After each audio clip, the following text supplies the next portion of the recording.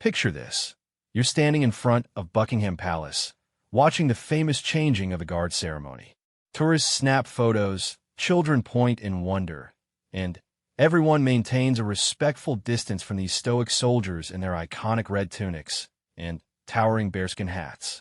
But what happens when someone decides the rules don't apply to them?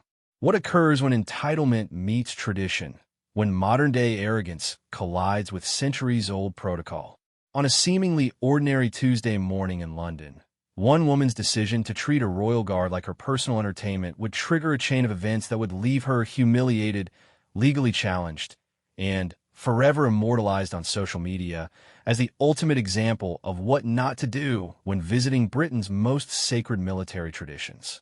This isn't just another story about bad tourist behavior. This is about the moment when someone's inflated sense of self-importance met the unwavering discipline of the Queen's Guard, and how sometimes instant karma arrives wearing a red coat and carrying a rifle. What you're about to read actually happened, witnessed by hundreds of tourists, captured on multiple phones, and shared millions of times across the internet. It's a story that proves some lessons in respect and humility come at a price higher than anyone expects to pay. Are you ready to witness what happens when an entitled woman pushes the wrong soldier on the wrong day? Because once you hear this story, you'll never look at those silent, stoic guards the same way again. Margaret Whitfield had always believed the world revolved around her. At 43, she had mastered the art of getting her way through a combination of loud demands, strategic complaints, and an unwavering belief that customer service rules applied to everyone, everywhere, all the time. Her perfectly styled blonde hair, designer handbag, and expensive sunglasses were her armor as she navigated through life expecting special treatment wherever she went. This particular Tuesday morning in September found Margaret standing outside Buckingham Palace with her teenage daughter Emma and her reluctant husband David. The family had flown from their comfortable suburban home in Connecticut specifically for this London vacation, and Margaret had been planning every detail for months. She had researched the best photo spots, memorized the changing of the guard schedule, and even practiced her poses in front of their bedroom mirror back home. The weather was perfect for sightseeing, with crisp autumn air and clear skies providing an ideal backdrop for the palace's imposing facade. Hundreds of tourists crowded behind the black iron gates, phones and cameras ready to capture the famous ceremony that had been taking place for centuries. Children pressed their faces against the bars while their parents pointed out architectural details and shared historical facts they had hastily Googled during their cab ride over. Margaret, however, was not content to be just another face in the crowd. She had spent considerable money on this trip and expected to get her money's worth. In her mind, the guards were essentially costumed performers, no different from the characters at Disney World who posed for pictures with visitors. She had already complained to 3 different palace security officers about the barriers keeping tourists at what she considered an unreasonable distance from the action. David Whitfield stood nearby, checking his watch and mentally calculating how long they would need to stay before he could suggest moving on to their next scheduled stop. 25 years of marriage had taught him to recognize the warning signs when his wife was building up to what he privately called one of her episodes. The tight set of her jaw, the way she kept adjusting her sunglasses, and her increasingly frequent sighs all indicated trouble brewing. Emma, 17, and mortified by her mother's behavior on a good day, had already moved several steps away and was pretending not to know her parents. She had begged to stay home with friends instead of taking this family trip, but Margaret had insisted that experiencing European culture together would be educational and bonding. So far, the only thing Emma had learned was that her mother's embarrassing behavior transcended international boundaries. The crowd stirred with anticipation as the appointed time approached. Palace staff moved efficiently through their preparations, checking barriers and positioning themselves at strategic points. The atmosphere was one of respectful excitement, with visitors from around the world gathered to witness a tradition that predated most of their country's very existence. Margaret had positioned herself at what she considered the prime viewing spot, directly in front of the central gate. She had arrived early specifically to claim this territory and had already had words with several other tourists who had attempted to stand in front of her. Her strategy was simple: document everything on her phone, get the perfect photos for her social media accounts, and, if possible, interact with the guards to make her experience more authentic and personal than everyone else's. The palace guards had already taken their positions, standing at attention in their magnificent uniforms. These were not tourist attractions or entertainment figures, despite how many visitors perceived them. They were active duty soldiers from elite regiments, serving in one of the most prestigious and demanding postings in the British military. Each guard had undergone extensive training not just in ceremonial duties, but in crowd control, threat assessment, and maintaining discipline under pressure. Guardsman James Mitchell, 24, had been serving with the Grenadier Guards for 3 years. He had completed tours in Afghanistan and had earned his position at Buckingham Palace through exemplary service and unwavering dedication to military protocol. Standing 6 feet 2 inches tall in his bearskin hat, he presented an imposing figure that commanded respect from most observers. James had dealt with difficult tourists before. The nature of his posting meant regular encounters with people who misunderstood the seriousness of his role or who attempted to provoke reactions for their entertainment.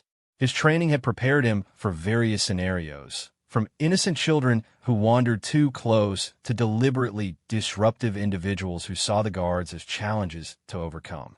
What James could not have predicted was Margaret Whitfield's particular brand of entitlement, or her complete inability to recognize boundaries and authority.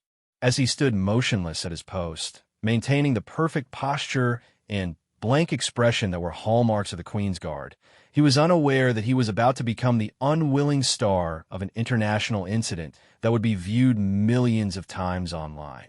The ceremony was about to begin when Margaret noticed that her view was partially blocked by a family with small children who had somehow managed to squeeze in front of her. Rather than accepting this minor inconvenience or finding a different vantage point, she decided to take action. Her voice cut through the excited murmur of the crowd as she loudly demanded that the family move aside because she had been standing there first. The family, clearly tourists themselves based on their accents and uncertain English, apologized and attempted to shift positions to accommodate her.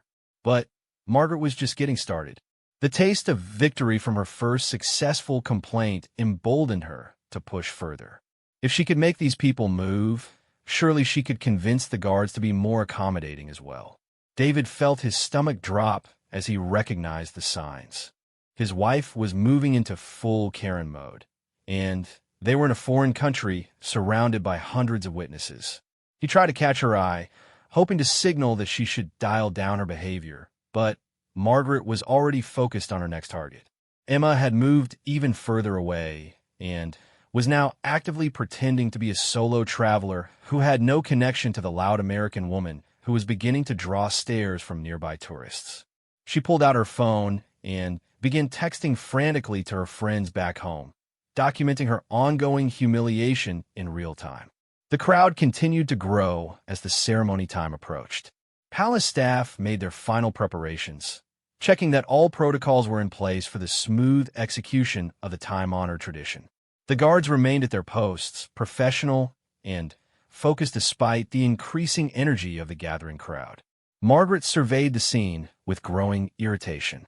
She had paid substantial money for this vacation, had planned every detail meticulously, and yet she was still being treated like just another tourist. In her mind, her American citizenship, her travel investment, and her obvious sophistication should have entitled her to special consideration. The fact that everyone else was being treated exactly the same way struck her as fundamentally unfair. She began to formulate a plan that would ensure her London experience would be memorable and unique.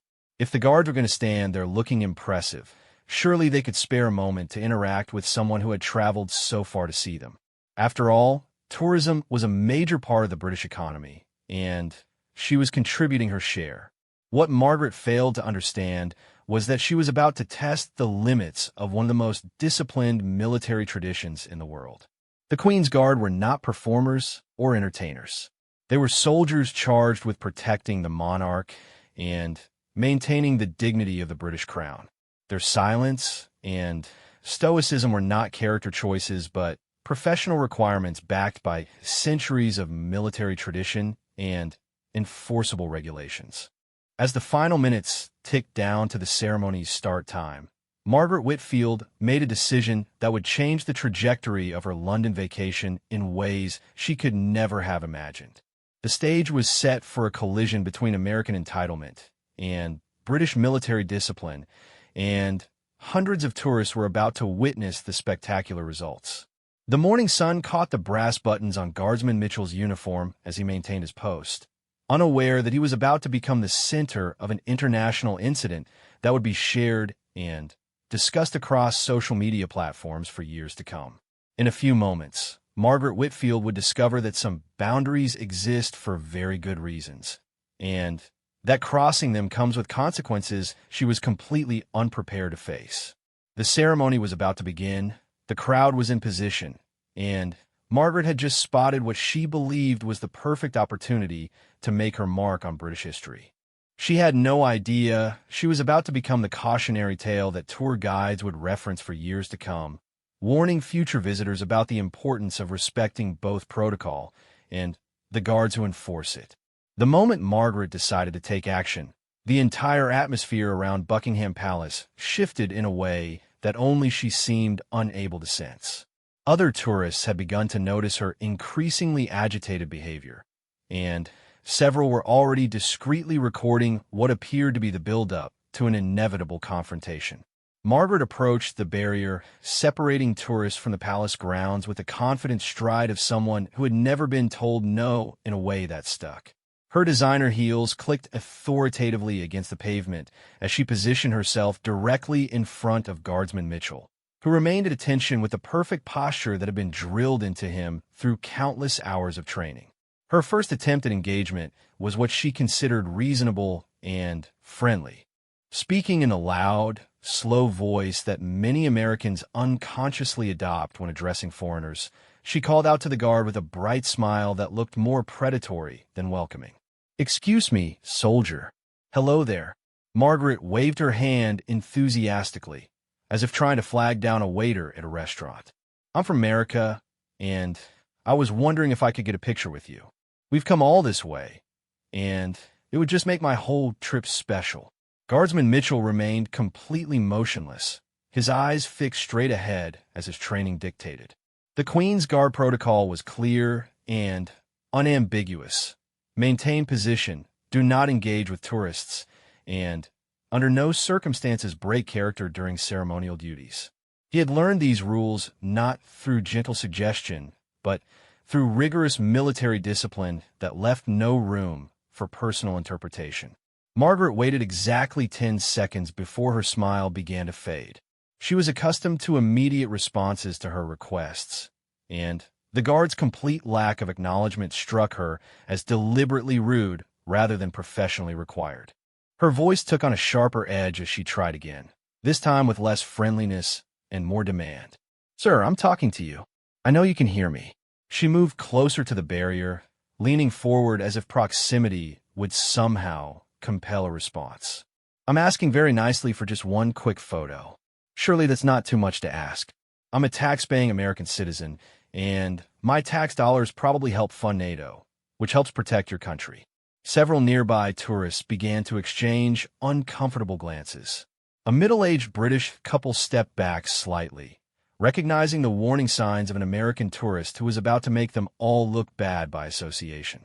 A group of Japanese visitors continued taking photos, but kept their distance from what was clearly becoming a tense situation. Emma Whitfield had positioned herself behind a large family from Germany, using them as human shields to hide her connection to the increasingly loud woman at the barrier. She was frantically texting her best friend back home. "Mom is about to get arrested in London. I might need to pretend I'm Canadian." David Whitfield moved closer to his wife, recognizing that intervention might soon be necessary. His face had taken on the expression of resigned embarrassment that came from 25 years of managing Margaret's public outbursts. He had perfected the art of apologetic damage control, but he had never tried to deploy it in front of Buckingham Palace with hundreds of international witnesses. Margaret's third attempt abandoned any pretense of politeness. Her voice rose to a level that caused nearby children to turn and stare, and several tourists began openly recording her behavior with their phones. "This is ridiculous," she announced to the crowd as much as to the guard. "I'm trying to be nice here, but this is just basic customer service. I've spent thousands of dollars to come to your country, and this is how you treat tourists? This is exactly why America had to save you people in World War II." The historical inaccuracy of her statement was lost on Margaret, but it was not lost on the growing audience of international tourists who were beginning to realize they were witnessing something that would be talked about for years. Several people moved closer, sensing that whatever was about to happen would be worth documenting. Guardsman Mitchell maintained his position with the steadiness that had made the Queen's Guard internationally famous. His training had prepared him for exactly this type of situation. Difficult tourists were an occupational hazard, and his response was to demonstrate the same unwavering discipline whether facing enemy fire in Afghanistan or an entitled American at Buckingham Palace. Margaret interpreted his continued silence as a personal insult and a challenge to her authority as a paying customer. In her mind, every service interaction was a negotiation, and the guard's refusal to engage was simply an opening position in what would inevitably become a discussion that ended with her getting what she wanted. She began pacing back and forth along the barrier, her voice growing louder with each word. "This is unbelievable. I'm trying to be respectful here, but you people are making it impossible. Do you know who I am? Do you know how much money I've spent to come here?" A security guard employed by the palace began moving in Margaret's direction, but she was too focused on her confrontation with the Queen's Guard to notice. Her tunnel vision had narrowed to the point where she could only see the soldier who was refusing to acknowledge her existence, and her determination to get a response had become her singular focus. Other tourists were now actively creating space around Margaret, sensing that whatever was about to happen, they did not want to be caught in the crossfire. Parents pulled their children back, and several groups began moving toward different viewing areas where they could watch the ceremony without being associated with the increasingly volatile situation developing at the main barrier. Margaret's next escalation was to begin taking photos of the guard without permission, moving her phone uncomfortably close to the barrier and making a great show of her photography session. She held the device at various angles, occasionally waving to get the guard's attention and providing loud commentary for anyone within earshot. "Well, if you won't cooperate, I'll just have to work with what I've got," she announced. "Though this would be so much better if you would just smile or wave. Come on, it's just 1 second. What's the worst that could happen?" The irony of her question would become apparent very shortly, but Margaret was beyond considering consequences. She was operating in full entitlement mode, where her desire for satisfaction overrode any consideration of appropriate behavior or respect for local customs and regulations. David Whitfield finally worked up the courage to approach his wife. "Margaret, maybe we should move on to the Tower of London like we planned. We can come back later when it's less crowded." Margaret turned on him with the fury of someone whose authority had been challenged from an unexpected direction. "Don't you dare take their side. I'm trying to make this trip memorable for our family. And you want to just give up and walk away? We didn't come all this way to be treated like second-class citizens."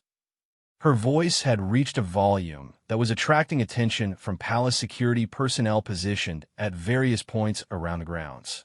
What had started as a minor tourist annoyance was beginning to register as a potential security concern that might require intervention.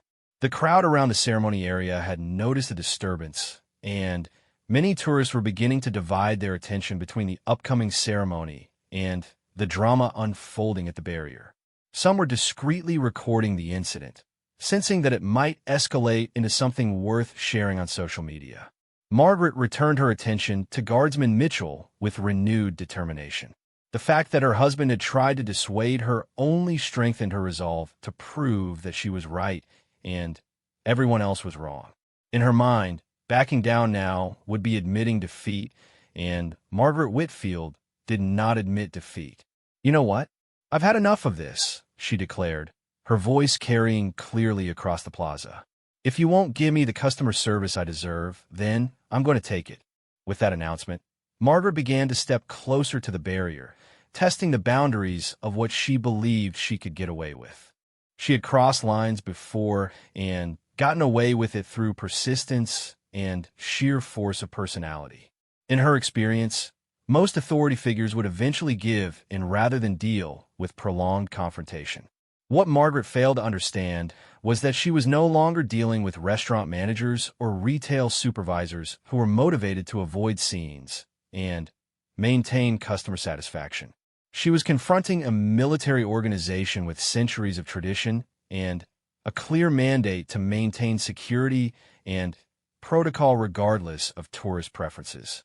Guardsman Mitchell remained at his post, but Palace Security was now actively monitoring the situation. The peaceful morning ceremony was about to become much more complicated, and Margaret Whitfield was about to discover that some institutions do not negotiate with entitled customers. The stage was set for the confrontation that would make Margaret famous in all the wrong ways, and hundreds of tourists with cameras were ready to document every moment of what was about to unfold. Margaret's decision to physically approach the barrier marked the moment when her tourist tantrum transformed into something that would have serious consequences. The black iron railings that separated visitors from the palace grounds were not merely suggestions or decorative elements. They represented a security perimeter that had been established for very specific reasons and was actively enforced by both ceremonial guards and modern security personnel. As Margaret moved closer to the restricted area, her behavior attracted the immediate attention of plainclothes security officers who had been monitoring the situation from various positions around the plaza.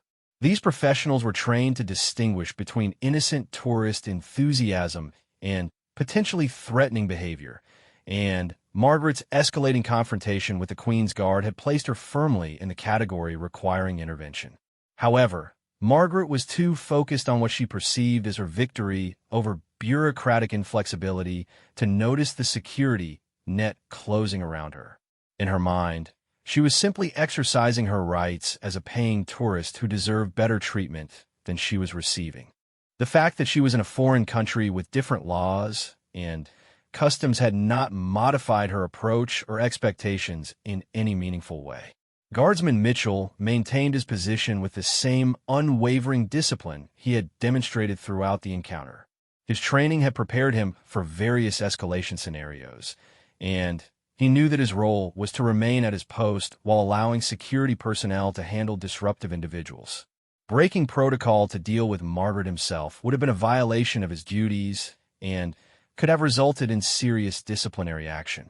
The gathering crowd of tourists had begun to sense that something significant was about to happen. What had started as an entertaining distraction was now taking on the atmosphere of an impending incident that might become dangerous. Several families with young children began moving to more distant viewing positions, while others moved closer with their cameras ready to document whatever was about to unfold. Emma Whitfield had managed to put considerable distance between herself and her mother, and was now standing with a group of Italian students who had graciously allowed her to pretend she was part of their tour group. Her teenage mortification had evolved into genuine fear that her mother's behavior might result in arrest or international incident that would follow their family forever. David Whitfield made one last desperate attempt to defuse the situation before it passed the point of no return. He approached his wife with the careful movements of someone approaching an unstable explosive device, speaking in the low, urgent tones of a man who could see disaster approaching, but felt powerless to prevent it. "Margaret, please, let's just go. We can see the ceremony from over there, and then we can go to that restaurant you wanted to try. This isn't worth it." His voice carried 25 years of experience in talking his wife down from similar precipices, but he could already see in her face that she had passed beyond the reach of reasonable persuasion. Margaret turned on her husband with the fury of someone who felt betrayed by their closest ally. "You're supposed to be supporting me, not undermining me. I'm trying to stand up for our rights as Americans, and you want me to just roll over and accept second-class treatment? This is exactly what's wrong with your generation. No backbone." Her voice carried clearly across the plaza, and several British tourists exchanged knowing looks that conveyed their shared embarrassment of being associated, even tangentially, with the scene unfolding before them. A group of Australian visitors began loudly discussing their own experiences with American tourists, making sure their commentary was audible to anyone within a 20-foot radius. Palace security had moved into position around Margaret, but their approach was deliberately subtle and professional. Their goal was to resolve the situation with minimal disruption to the ceremony and other tourists, but they were prepared to escalate their response if necessary. Years of experience with difficult visitors had taught them that most situations could be managed through calm authority and clear communication. Margaret, however, was beyond the reach of calm authority. Her interaction with the unresponsive guard had triggered something deeper than simple tourist frustration. It had activated her fundamental belief that the world owed her recognition and accommodation, and the guard's professional silence felt like a personal rejection that demanded dramatic response. Her next action crossed the line from inappropriate behavior to actual security violation. Margaret reached out and placed her hand on the barrier itself, leaning forward as far as possible to get closer to Guardsman Mitchell. Her voice took on a mocking, sing-song quality that was designed to provoke the reaction that professionalism had denied her. "Yoo-hoo, Earth to Soldier Boy. I know you can hear me in there. What's the matter? Did they replace your brain with stuffing when they put that ridiculous hat on your head?" She began waving her free hand in front of what she could see of his face, trying to break his concentration through sheer persistence. This behavior triggered immediate response from palace security. A uniformed officer approached Margaret from her left side, speaking in a calm but authoritative tone that security professionals use when de-escalating potentially dangerous situations. "Ma'am, I need you to step away from the barrier and return to the designated viewing area. The guards are not permitted to interact with visitors, and you're creating a safety concern for other tourists." Margaret spun toward the security officer with the expression of someone who had finally found a target worthy of her full attention.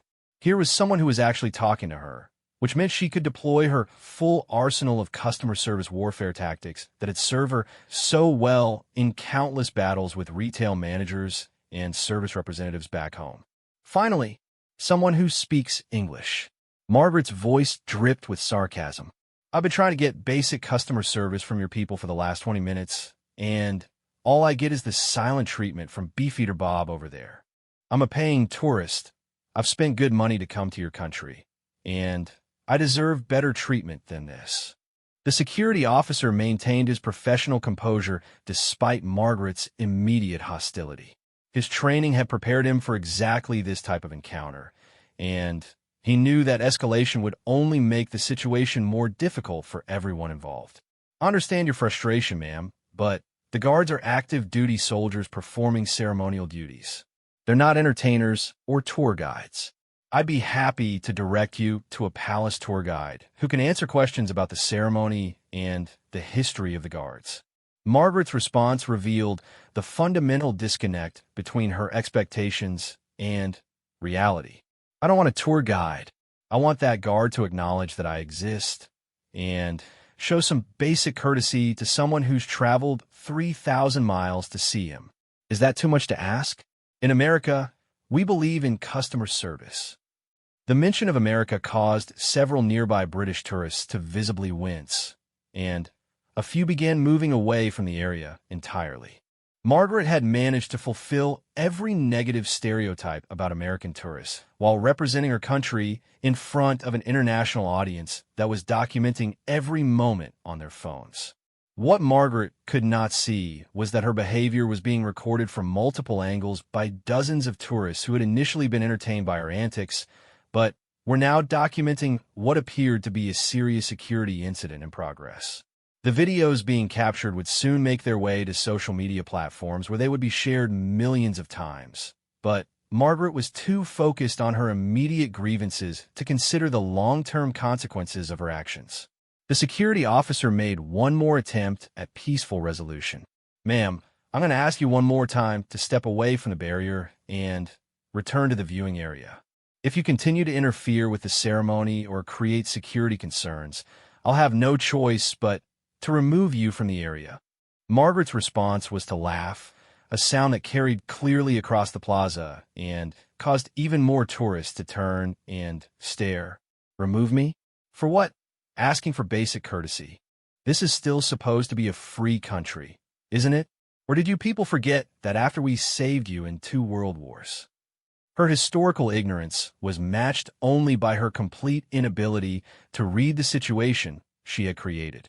The mention of removing her from the area should have been a clear warning that she was approaching serious consequences, but Margaret interpreted it as a negotiating tactic that she could overcome through increased volume and righteous indignation.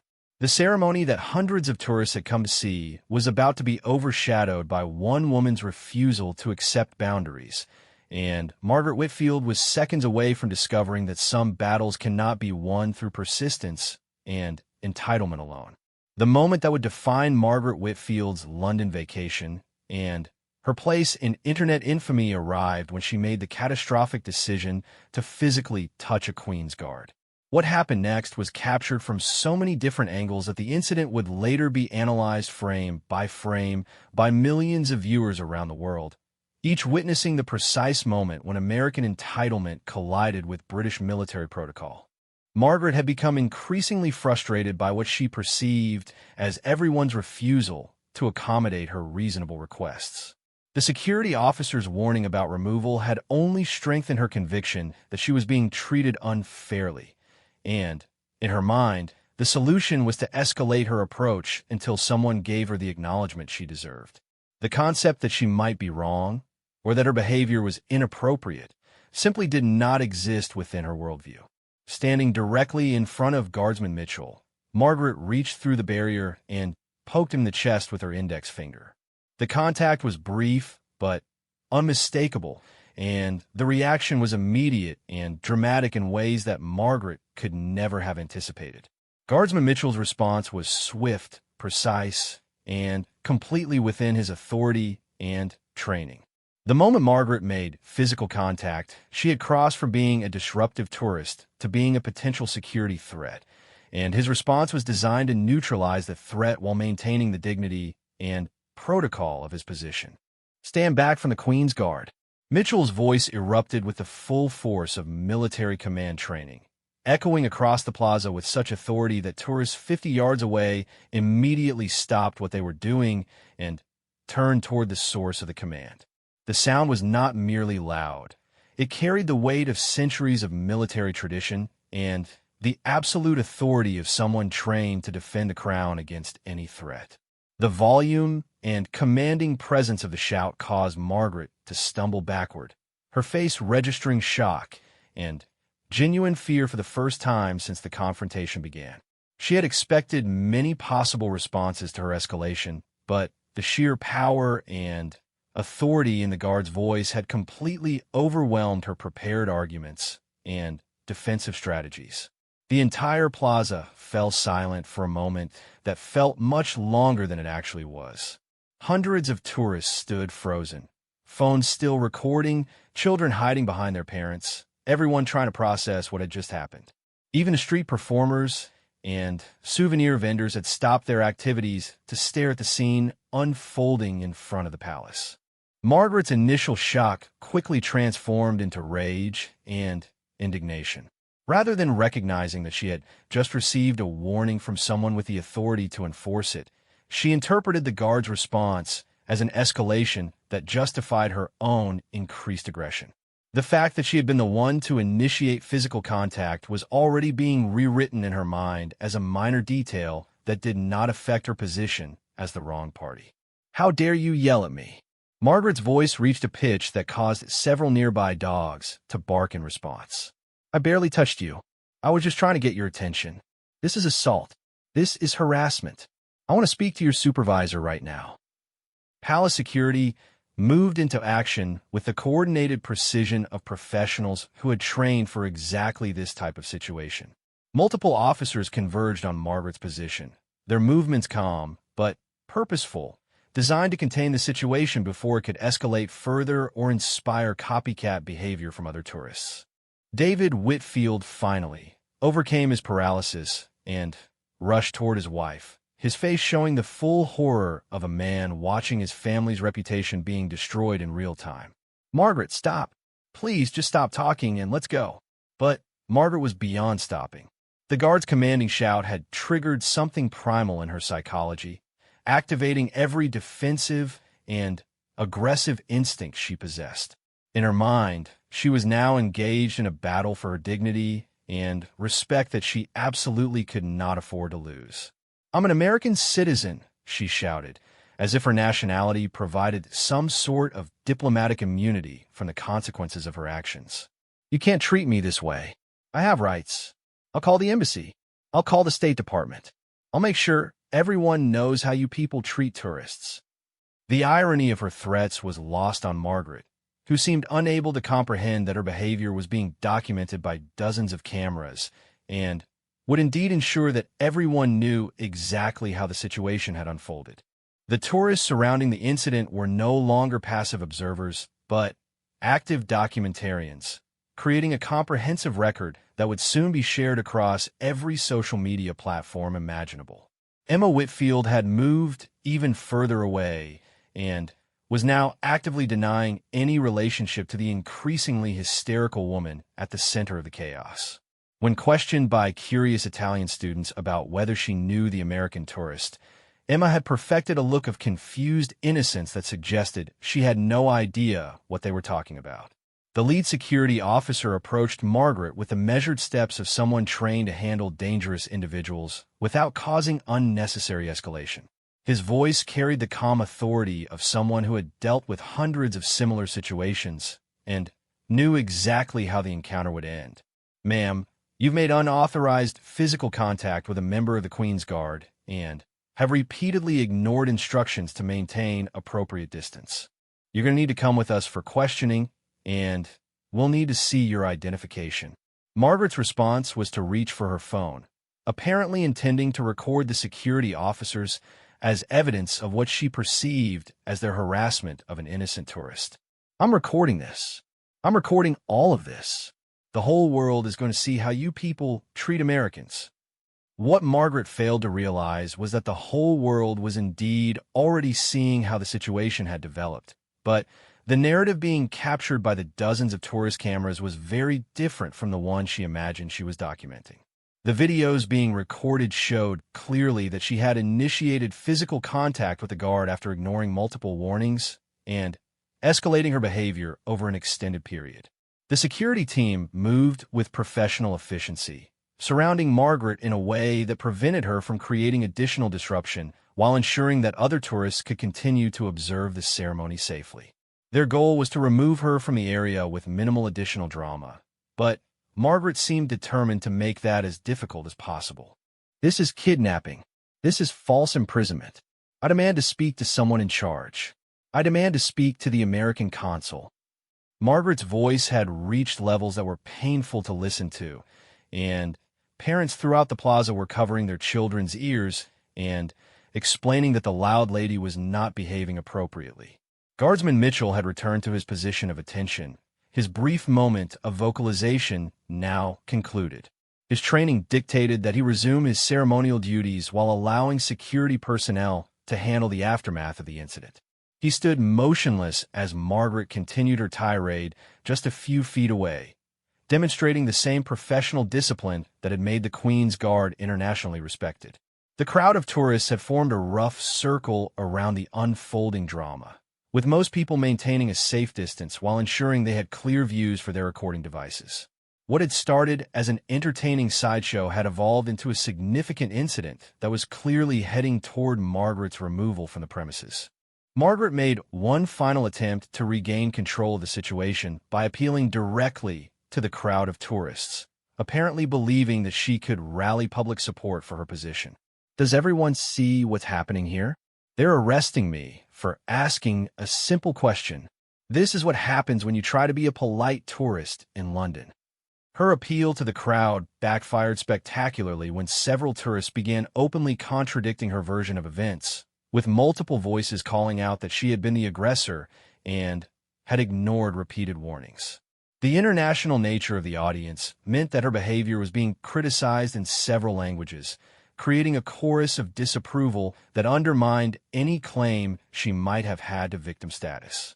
The security team began the process of escorting Margaret away from the ceremony area, and it became clear that her London vacation was about to take a turn that no amount of planning or preparation could have anticipated. As she was led away, still protesting her innocence and demanding to speak to various American officials, the crowd of tourists returned their attention to the ceremony they had originally come to see. What none of them could have predicted was that Margaret Whitfield's meltdown would become one of the most watched tourist incident videos in internet history, serving as a cautionary tale about the importance of respecting local customs and the consequences of treating foreign military personnel as entertainment props. The immediate aftermath of Margaret's confrontation with Guardsman Mitchell unfolded with the systematic efficiency that characterizes British law enforcement when dealing with security incidents at high-profile locations. As she was escorted away from the ceremony area, Margaret continued to protest her innocence with increasing desperation, apparently unable to comprehend that her own actions had created the situation she now found herself in. The security team led Margaret to a discreet holding area within the palace complex where incidents involving tourists were typically processed. The room was designed to be functional rather than comfortable, with basic furniture and official notices explaining various regulations and penalties related to inappropriate behavior on royal property. Margaret found herself seated across from a senior security official whose calm demeanor stood in stark contrast to her continued agitation. Chief Security Officer Williams had been managing tourist incidents at Buckingham Palace for over 15 years, and Margaret's behavior, while dramatic, was not entirely unprecedented. American tourists in particular seemed prone to treating the guards as entertainment rather than active-duty military personnel, though few had escalated their behavior to the point of physical contact that constituted assault under British law. Mrs. Whitfield, Officer Williams began, consulting the passport that had been confiscated during the initial detention process. I need to explain the seriousness of what has occurred here today. You've made unauthorized physical contact with a member of the Queen's Guard, which constitutes assault under British law.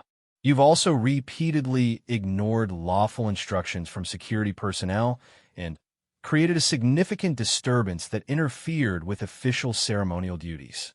Margaret's response demonstrated that her time in detention had not provided any clarity about the situation or her role in creating it. This is ridiculous. I barely touched him. I was just trying to get his attention. In America, we call that customer service. You people are treating me like a criminal for trying to take a vacation photo. Officer Williams had heard variations of this defense countless times, and his response was shaped by years of experience with entitled tourists who seemed incapable of understanding that their home country's customs did not automatically apply everywhere they traveled. Mrs. Whitfield, the Queen's Guard are not tourism employees or entertainment performers. They are active-duty soldiers of the British Army performing official duties. Physical contact with a guard on duty is treated as a serious security violation. While Margaret underwent questioning, the incident she had created was already spreading across social media platforms with viral velocity. The multiple camera angles captured by tourists had provided comprehensive documentation of her escalating behavior, from her initial demands for attention through her physical contact with the guard and the dramatic confrontation that followed. Emma Whitfield was experiencing her own form of consequences as she tried to navigate the remainder of the family vacation while pretending she had no connection to the woman who was rapidly becoming an international symbol of tourist entitlement. The Italian students who had graciously allowed her to join their group had quickly identified her as the daughter of the infamous American tourist, and Emma found herself fielding embarrassing questions about her mother's behavior. David Whitfield spent the hours following his wife's detention in a state of shocked embarrassment, trying to understand how a simple sightseeing trip had escalated into what appeared to be a genuine legal incident. He had contacted the American Embassy and hired a local lawyer, but both had made it clear that Margaret's behavior had been recorded extensively and that she would likely face formal charges. The videos of Margaret's confrontation began appearing on platforms like YouTube, TikTok, and Twitter within hours of the incident.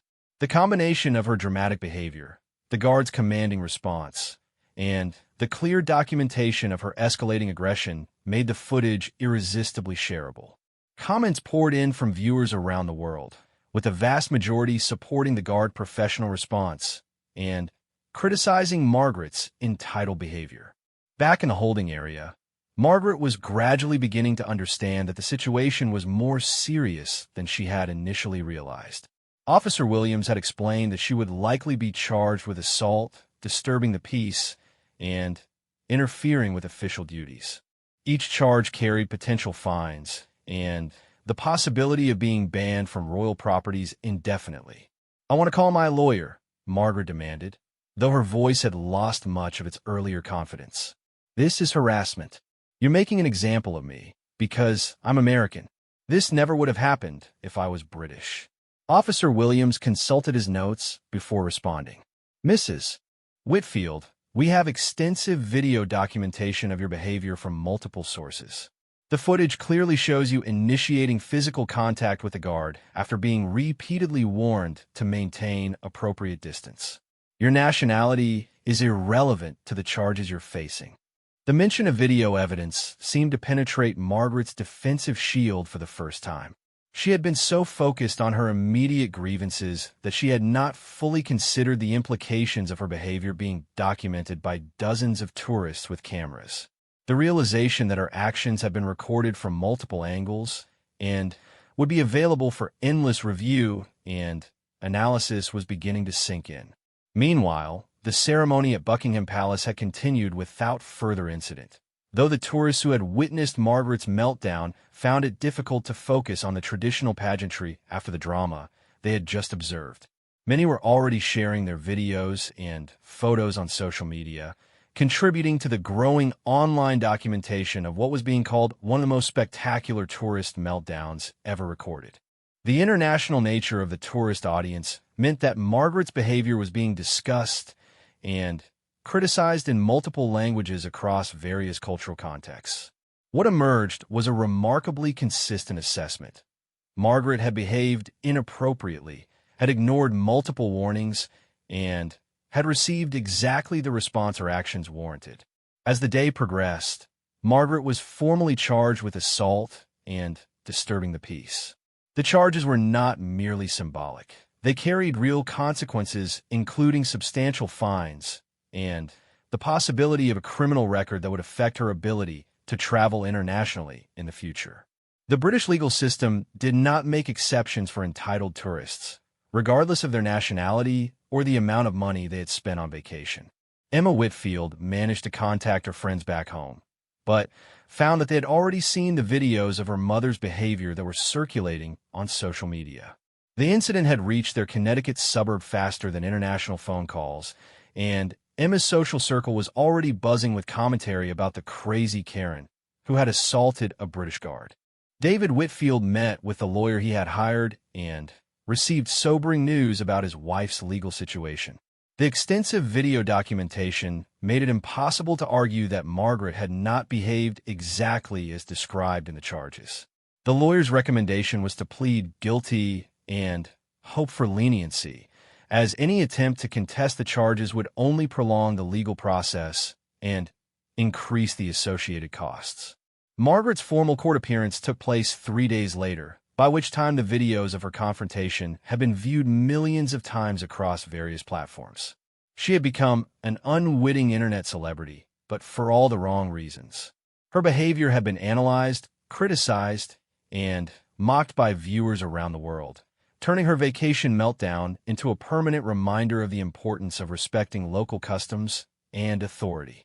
The judge who heard Margaret's case had seen similar incidents before, though few had been documented as thoroughly or had received as much international attention. Margaret was fined heavily and banned from all royal properties for 5 years. She was also required to issue a formal written apology to Guardsman Mitchell and the palace security team, acknowledging her inappropriate behavior and accepting full responsibility for the incident. The long-term consequences of Margaret's confrontation extended far beyond the immediate legal penalties. The videos of her behavior became permanent fixtures on the internet, serving as cautionary tales shared by travel guides and cultural education programs. Her name became synonymous with entitled tourist behavior, and the incident was frequently cited in discussions about American tourists abroad. Margaret returned to Connecticut to find that her local community was already aware of her international notoriety. Neighbors, co-workers, and acquaintances had seen the videos and formed opinions about her behavior that would affect her social and professional relationships for years to come. The incident that had started as a desire for a memorable vacation photo had indeed made her vacation memorable, but in ways she could never have anticipated. Emma Whitfield required therapy to deal with the social embarrassment and family stress caused by her mother's behavior.